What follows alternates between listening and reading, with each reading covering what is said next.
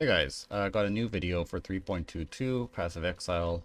So in this video we're going to go over my Transcendence Scion armor and resistance stacker, how I'm building it, how it's changed from last league, and we'll kind of compare the stats and all that kind of stuff, what it's able to do this league, and maybe we'll talk about how you can try to maybe do this build a little bit cheaper if you don't have all the money or the divines and the mirrors to actually make this build. I'll explain a couple of things you can do to cut some of the cost down. Okay, so first of all, what is this build? So if you guys are already on the channel for a bit, you might know I do make a Scion armor stacker with Doriani's prototype pretty much every league, and been playing that. And since last league 3.21, I've been kind of tinkering around with this Transcendence build, moving away from the Doriani's prototype and using these Grasping Mail with evasion ratings increased by overcap cold res and then a global defense mod on top of it, and going Transcendence. So that means if you guys don't know what Transcendence is, it's a keystone from these Militant Faith Timeless Jewels, and it gives us, our armor applies to elemental damage taken from hits, but then we don't have any armor applying to physical damage. So basically our physical damage reduction is going to go to 0, and so pretty much everything in the game is going to one-shot you. But the way we get around that is we actually go and convert all of our physical damage taken from hits to elemental damage, right? So there's a couple ways we do this. We'll get into that with when we go over the gear and all that kind of stuff. But first of all, let's just go over what this build can do. And answer is it can do everything. You can do anything, everything, whatever you want. You can go tank Ubers, tank all their slams and all that kind of stuff. You can go kill Ubers, you can do simulacrums, you can go to like 7k, 10k delve depth if you want. Sky's the limit. This build is can do pretty much anything in the game. It'll tank everything you throw at it. And I will say though, the only real weakness at the moment of this build is going to be some damage over time, ground degen. So we are immune to elemental ailments because we have Purity of Elements, but since we are running Transcendence, which actually reduces our maximum elemental resistance by 15, and we're also running a Melding of the Flesh, which reduces our elemental resistance by another 4, we are actually not at 90% all res. You can see we're only at 76. So the end game version that's going to be fully optimized will be at 80 all res. I just haven't really gotten to that point yet, but at the moment, so you know, we have a little bit more resistance than your average build. So you can imagine standing in a ground degen is still going to slowly take away our health. There are some things we do to get around it. With some energy shield regen. So you see we have 700 regen per second. You saw it just jump up to 5,000 there. That's because I've decided to actually keep this armor evasion mastery. So every 4 seconds I regenerate 1% of my armor over 1 second, which ends up being a full heal, or 5,000 you saw right there. So those two combined do make damage over time a little bit more manageable. We're also running the Soul of our Kali for 10% reduced damage taken over time and all this kind of stuff, right? So overall, the build, I'm pretty happy with how the build turned out. Alright, so let's do a quick Eater of Worlds on Uber. We'll try to tank his like Hunger Slam kind of thing. You can see the mods here. It's got some more life, attack, cast speed, and all this kind of stuff. This should be fine. I think, so I don't have 100% of my physical damage taken to elemental while my flask is down. I'm at about 92%, and that's because I'm missing some double corruptions on my shield and stuff like that. So on really juiced Ubers without my flask, some physical abilities can actually kill me. So we'll hopefully this won't happen. Okay, so let's just go ahead and tank that. I didn't even see that go off. You can see his like hunger ability does like 0 damage.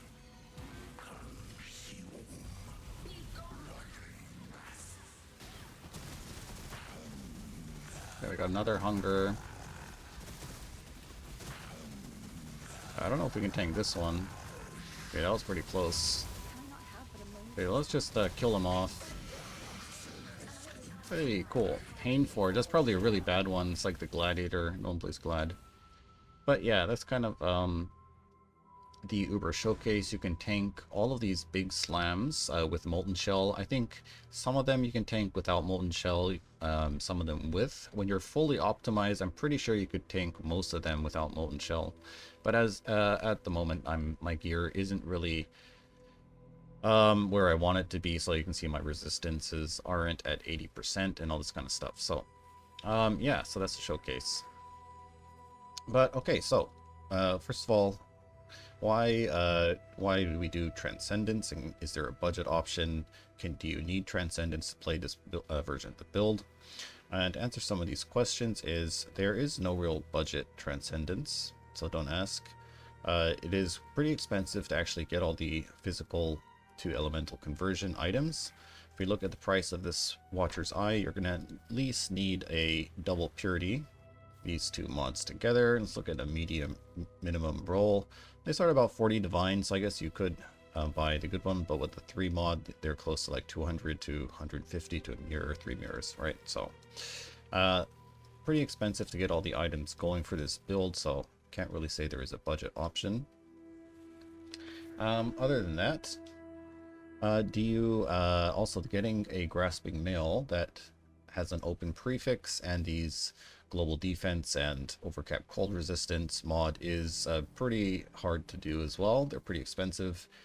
Just the base alone with a full prefix, they're about 100 to 170 divines, and then you have to use the Hinocor's lock to try to annul off the prefix and all this kind of stuff, so that ends up being pretty expensive. So no, I won't be making a budget version. And do you need to go Transcendence? Well, no, you can actually just play this same build. So if you don't want to use Doriani's prototype on the armor stacker, you can just use a Grasping Mail and just don't use Transcendence, and then you'll still have all of the same damage. I won't have the same tankiness, obviously, but you'll be able to play the build just like that. It'll probably end up being more tanky than the Doriani's prototype version. Okay, so let's get into the POB.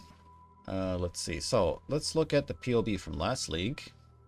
So last league, you can see this is pretty similar in the setup, but last league we were stacking intelligence quite a bit and converting our intelligence into armor. So you can see we do have quite a bit of armor, about 5.4 million from last league. Compared to this league where we only have 4.5, and then a lot of my gear isn't optimized yet. Like my clusters, they don't all have, you know, cold res. Well, some of them do, but not all of them. They're not all 35% increased effect yet, so there's still quite a lot of optimization that can happen in the cluster side, and you could probably squeeze out another maybe 150 more cold res and get some more armor that way. So there is still a lot of upgrades to be done, but at the moment we'll just compare them as they are. So if you look at the hit DPS, we're at about 77 million, whereas last league we were about 85. Our EHP numbers are pretty much similar, a little bit more on the last league version because we had 6.2k ES. In this league we only have 4.5. So there's quite a few differences. Our resistances are pretty similar, about 78, 76 this league, but when I finish with the build, I'll probably end up grabbing more of these either small tattoos, +1 max cold max res, or grabbing these two here for the +3. So we'll end up at about 80 cold res, I think, once the build is fully optimized. So that's going to be pretty nice. And okay, so that is kind of the POB comparison. You can see.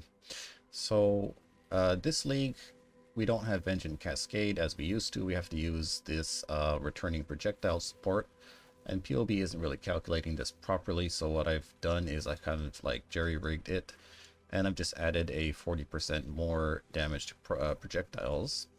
So some people might not like this, so you can actually just take this off, and if you take it off, you can see our actual hit DPS is pretty low. Well, I mean 50, 55, and if you combine it with like the melee hit and the Vol, you do get quite a lot of nice damage. But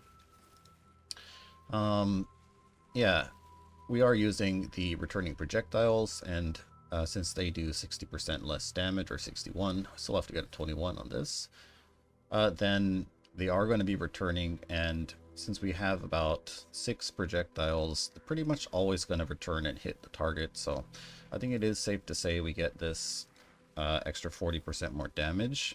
And I guess we are using point blank, and returning projectiles don't get this point blank bonus, so you could say it's not actually 40%, but then we are using the anomalous return projectiles, and pretty much with 17 attacks per second and 6 projectiles, we're definitely going to be getting at least one of these, you know, consistently, so it is safe to assume that we're going to be getting 2 extra hits from the projectiles instead of just 1, so I don't know, you don't have to put this in if you don't want in your config, but I think this is kind of on average how much damage you might be getting. But anyways, if you guys know a better way, let me know in the comments or whatever. Okay, so let's go over some of the gear real quick.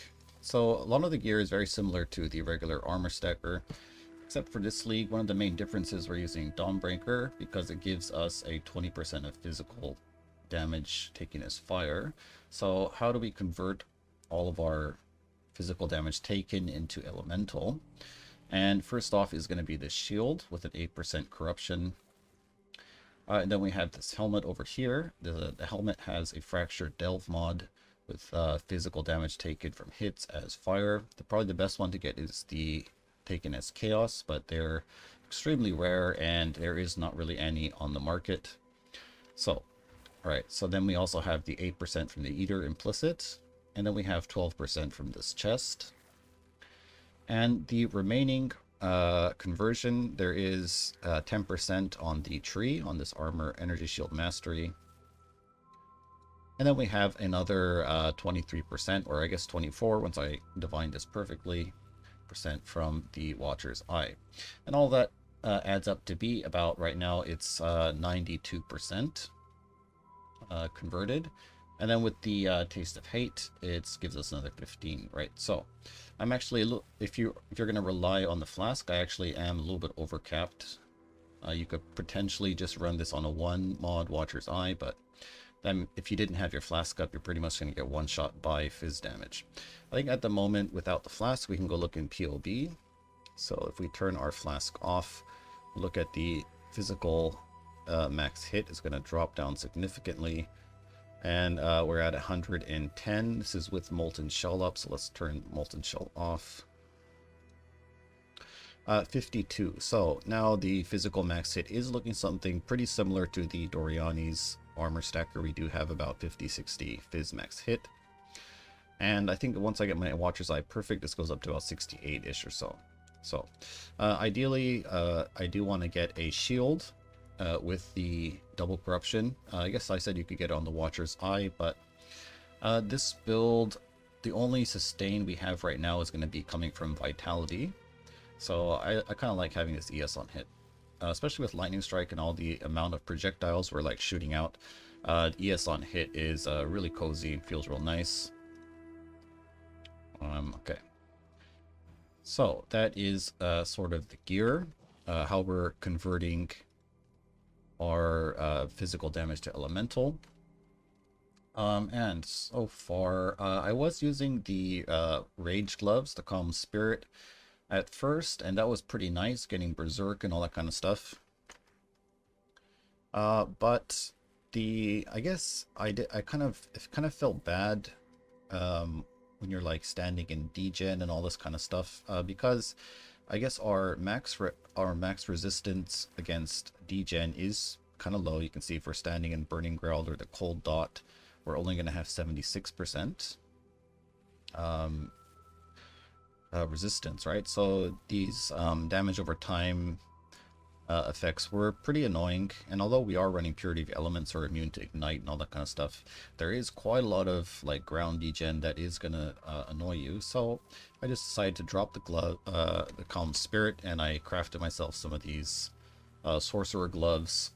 And so the Sorcerer Gloves, it has basically Ancestral Call on it, on the implicit, so I was able to drop Ancestral Call and pick up the Awakened Elemental damage with attacks. And so actually we have to go vol this. Oh, nice, 620. All right, it's that easy, guys.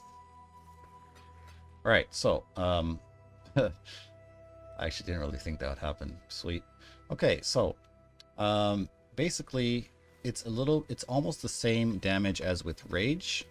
I think with the Rage gloves I was about at like 85 million hit DPS with this config, right? So I lost a little bit of damage, but I did gain quite a lot of ES, about like 700 or 600, 700 energy shield. Did lose a lot of attack rate. I was at about 22, 23 attacks per second. Now we're at 17.4, so a little bit, I mean, it's not all that much, you know. But the main thing is, I guess I kind of missed the movement speed from the Rage gloves. That's one thing that I definitely did notice. But okay, so let's go over and finish the rest of the gear. So I definitely do recommend using these Sorcerer gloves, especially if you have already, you know, similar damage numbers. You're not going to really tell a difference. You might notice the movement speed, but overall having these gloves is going to make the build feel a lot better. You know, not having any regen is feels kind of bad for a lot of content. Anyways, so that's the gloves. Boots are the same. I still need to get a +4. I did craft a ring, you know, kind of, I have to finish the prefixes. You can see I only have +14 energy shield.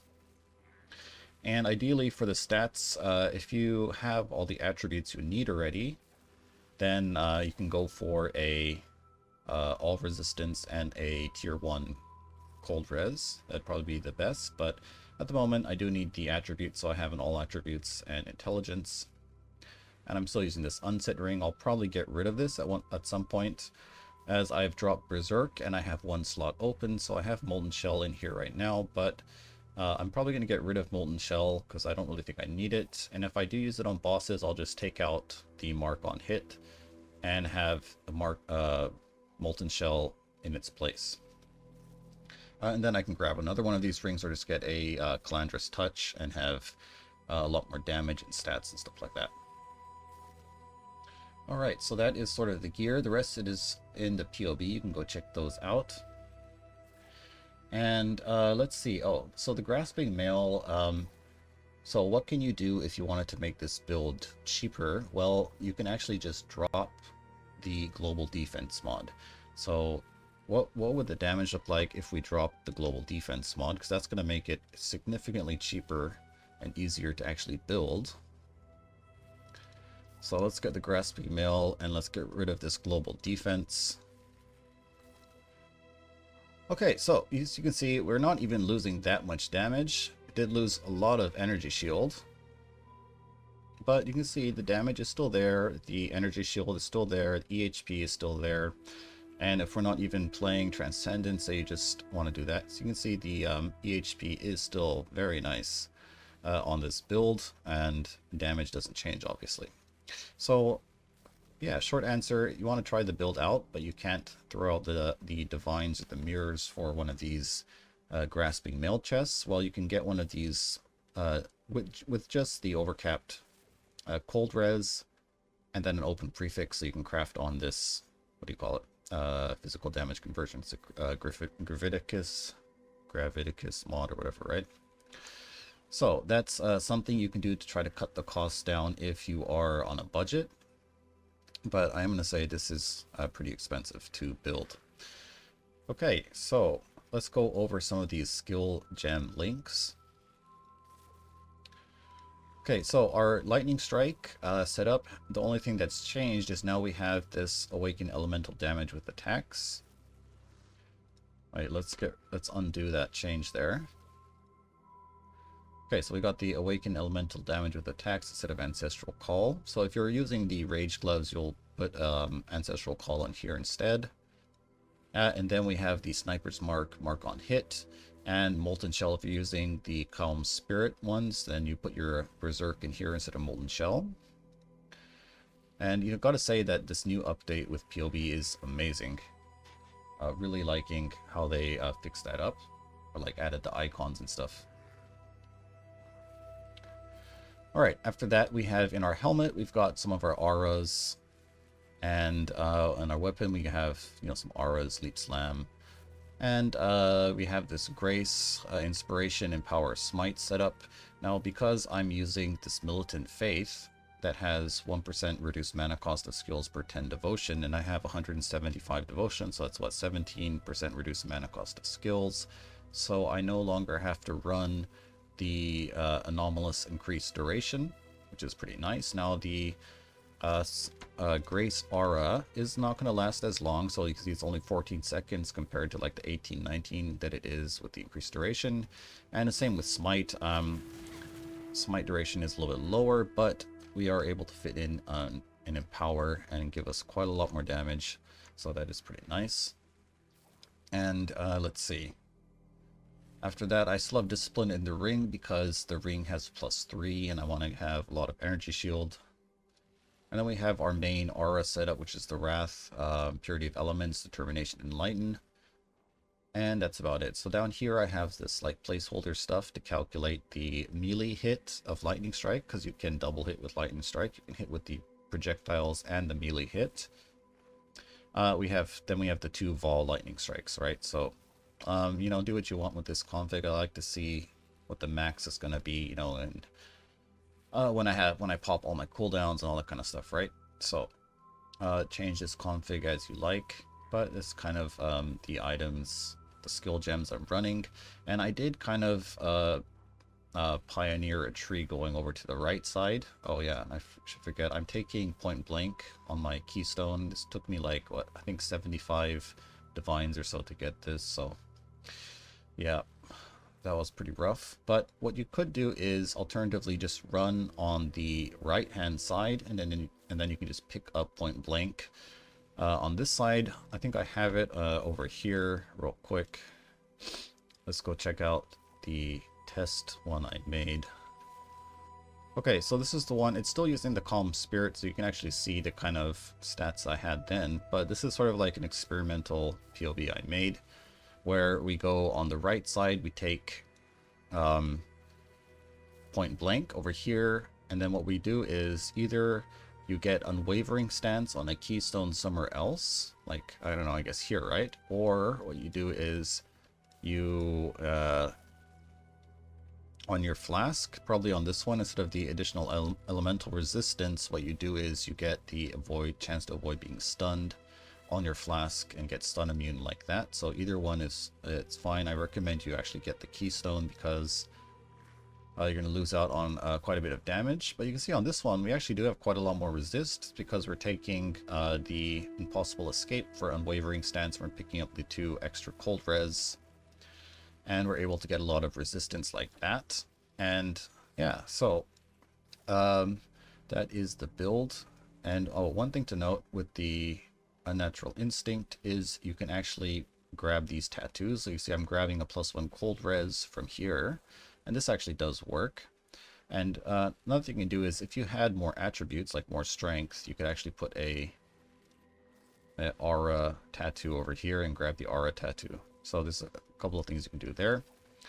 But yeah, so this is how it would look on the left side, I guess. Or you could actually just cut this whole part out, grab Iron Reflexes somewhere, and then get stun immunity on the flask, and then you have like 1, 2, 3, 4, 5, 6, 7, 8 additional points you can use for something, you know. I'm not sure what you'd use it on. Maybe you could, maybe it might help if you don't have 1 passive voices and these kind of things. But anyways, yeah, so this is the Transcendence build. Let me know in the comments if you guys have any questions about the build. And maybe in the future I'll make a I wouldn't call it budget, but like a POB with like worse gear. I don't know. I probably won't end up doing that, but I think, like we explained with the Grasping Mail, you just get rid of the Global Defense mod and just get the Overcap mod. And that's going to cut down on the cost quite a bit. But yeah, so that is the build. So if you're wondering what this build can do, you can pretty much do everything. This is one of the builds that can actually delve down to like 5k, 7k depth and delve. So that's something if some of you delvers out there want to do. You can do all Ubers. You can tank all Ubers with Molten Shell. Yeah, I don't think you can tank them right now without Molten Shell. Like, I mean, we did tank the Eater of Worlds kind of slam thing, or his one-shot ability, but we did take quite a bit of damage. And I think because also we are pretty low on we're pretty low on our max res, so once we get our max res up to 80, it might make tanking some of these one-shot abilities without Molten Shell a little bit more viable. But yeah, as it is now, I did try, who did I try? I think I tried a Maven something, or some other kind of uber ability, and it one-shot me. So I didn't have as much ES then. I was on the Calm Spirit version, so maybe now I can actually tank it without Molten Shell. We'll have to do some limit testing and that kind of stuff. But if the numbers do look pretty similar from last league, and last league I was able to tank pretty much every single boss one shot or slam or all those kind of things, no problem. So alright, so that's going to be the end of this kind of like build overview on how I'm building my Transcendence Scion for 3.22. If you've got any questions, put it in the comments, or you can join my Discord and ask there. But yeah, thanks for watching, guys. Hope you have a good day, and I'll see you next time.